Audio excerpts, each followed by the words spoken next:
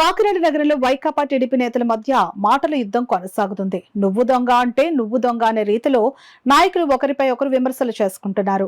ఇటీవల కాకినాడ సిటీ మాజీ MLA Dwarapudi Chandrasekhar Reddy media ముందు సిటీ ఎమ్మెల్యే వనమాడి కొండబాబుపై ఘాటుగా స్పందిస్తూ పలు అవినీతి ఆరోపణలు చేశారు. అయితే దీనిపై సోమవారం జిల్లా తెలుగుదేశం పార్టీ కార్యాలయంలో పార్టీ నగర అధ్యక్షులు మల్లిపూడి వీరు, నాయకులు తుమ్మల రమేష్లు మీడియా సమావేశం నిర్వహించి ద్వారంపూడి చంద్రశేఖర్ రెడ్డి తమ ఎమ్మెల్యే వనమాడిపై చేసిన ఆరోపణలు అర్థరహితమైనవి, దీనిపై బహిరంగ చర్చకు ద్వారంపూడి రావాలంటూ సవాల్ చేశారు. ఈ సమావేశంలో పార్టీ తెలుగు యువత నగర అధ్యక్షుడు చింతలపూడి రవి, నాయకులు బంగారు సత్యనారాయణ, తాజుద్దీన్, రహీం, గదులు సాయిబాబా తదితరులు పాల్గొన్నారు. ప్రజల దగ్గరేమో 20 లక్షల రూపాయలు ఒక ఎకరాన్ని మీరు వేరే మనుషులకి అగ్రిమెంట్ చేయించుకుని గవర్నమెంట్ దగ్గర 55 లక్షల రూపాయలు వసూలు చేశారు ఒక ఎకరానికి. అంటే 630 ఎకరాలు మీరు ఈ యొక్క ఇళ్ల పట్టాల కోసం తీసుకోవడం జరిగింది. అంటే ఒక ఎకరాకి మీరు ఇంచుమించుగా 35 లక్షల రూపాయలు మీ యొక్క జేబీలో వేసుకోవడం జరిగింది. అందువల్లే ఆ రోజు కరోనా ఉన్నా ఏమున్నా కూడా ఏది విషయం, కరోనాలో కూడా మీరు లారీలతో ఎన్నో వందల లారీలతో ఫిల్లింగ్ చేయించి, అంటే మరి ఎకరానికి 50 లక్షలు మిగులుతుంది కాబట్టి కరోనా లేదు, ఇంకా గిరోనా లేదు, ఏ విధంగానే సరే కష్టపడి మీరు ఆ రకంగా అంటే ఎకరానికి 35 లక్షల రూపాయలు మీరు మిగిల్చుకోవడం జరిగింది. అంటే 630 ఇంటూ 35 ఎన్ని వేల కోట్లు ఆ యొక్క పేద ప్రజలు పట్టాల విషయంలో మీరు తిన్నారో ఈరోజు కాకినాడ ప్రజలందరికీ వివరించదలుచుకున్నాం, ఖచ్చితంగా వివరిస్తాం. అలాగే మరి టీడీఆర్ బాండ్స్ అన్నారు. మరి కాకినాడలో ఇంచుమించుగా 600 రూపాయల టీడీఆర్ బాండ్స్ని తీసుకుని మరి ఎవరో పత్రికా విలేకరులు అడిగారు, ఏమంటే టీడీఆర్ బాండ్స్ ఎవరికి సంబంధం లేదు, ఎవరికి నష్టం లేదు అంటే ఏంటి? నష్టం లేకపోతే దొంగతనం చేసేస్తావా అంటే? బ్యాంకు దొంగతనం చేస్తే ప్రజలు ఎవరో పోరు, ఎందుకంటే దానికి ఒక సెంట్రల్ గవర్నమెంట్ ఒక షూరిటీ ఉంటుంది, గవర్నమెంట్ పోతుంది. ఆ విధంగా నువ్వు 500-600 కోట్ల రూపాయలు నీకు టీడీఆర్ బాండ్స్లో తినేసి, మరి ఆ టీడీఆర్ బాండ్స్ దేనికి అవసరం లేదు, ఏమయ్యా ఏదైనా ఎక్స్ట్రా ఫ్లోర్స్ వేసుకోవాలంటే టీడీఆర్ బాండ్స్ అప్లై చేయాలి కదా. అంటే ఆ అప్లై చేసిన దానికి మున్సిపాలిటీకి డబ్బులు కట్టాలి.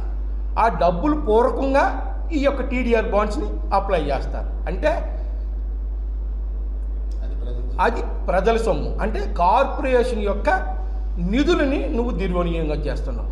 ఆ విధంగా కార్పొరేషన్ను కూడా, కాకినాడ కార్పొరేషన్ కూడా నువ్వు అదల పాతాలను తొక్కేసావు ఆర్థికంగా. నెక్స్ట్ ఏమో తహసీల్దార్ రిపోర్ట్ ఇచ్చేసాడు. 3వ తారీఖు 11వ నెల, 2వ తారీఖు 11వ నెలలోనేమో సర్వేర్ ఏమో కాకినాడలో ఎక్కడ భూమి లేదు అని ఆయన రిపోర్ట్ ఇచ్చాడు. 3వ తారీఖు తహసీల్దార్ ఇచ్చాడు. 4వ తారీఖు అబ్బాయి ఇక్కడ పీవీఆర్ ఇండస్ట్రీస్ రాయనగర్ సైట్లు ఉన్నాయి, 10 ఎకరాలు ఇవి తీసేసుకోండి, మా ఏదైతే నేను చెప్పినటువంటి సబ్స్టేషన్ కానీ సాలిడ్ వేస్ట్ మెయింటెనెన్స్ కానీ పెట్టేద్దామని ఈయన క్రియేట్ చేశాడు. అది అంటే 132/33 kV ఏదైతే సబ్స్టేషన్ ఉందో దాన్ని దేనికండి? కొండబాబు గారికి తెలియదు అంటున్నాడు, కొండబాబు గారిని పిచ్చోడు అంటున్నాడు. ఈయనకి పిచ్చి పడేసింది, ద్వారంపూడికి పిచ్చి పడేసింది, పిచ్చి పెట్టి మాట్లాడుతున్నాడు. గృహ అవసరాలకు ఉన్నటువంటి అన్నిటికీ కూడా ఏదైతే 132/33 వాడరు, 33/11 kV వాడతారు. ఆ సబ్స్టేషన్లు ఎక్కడికక్కడ ఉన్నాయి. ఏదైతే సర్వే రిపోర్ట్ కానీ తహసీల్దార్ రిపోర్ట్ కానీ ఇచ్చారో ఆ రిపోర్ట్లో ఏమైనా ఉందండి? 10వ డివిజన్ నుండి 13వ డివిజన్ వరకు, అంటే 4 డివిజన్లు 10, 11, 12, 13 ఈ 4 డివిజన్లో లో వోల్టేజ్ ప్రాబ్లం ఉంది. లో వోల్టేజ్ ప్రాబ్లం ఉంది కాబట్టి సబ్స్టేషన్ కట్టాలి కాబట్టి స్థల సేకరణ చేయండి అని చెప్పాడంట చంద్రశేఖర్ రెడ్డి.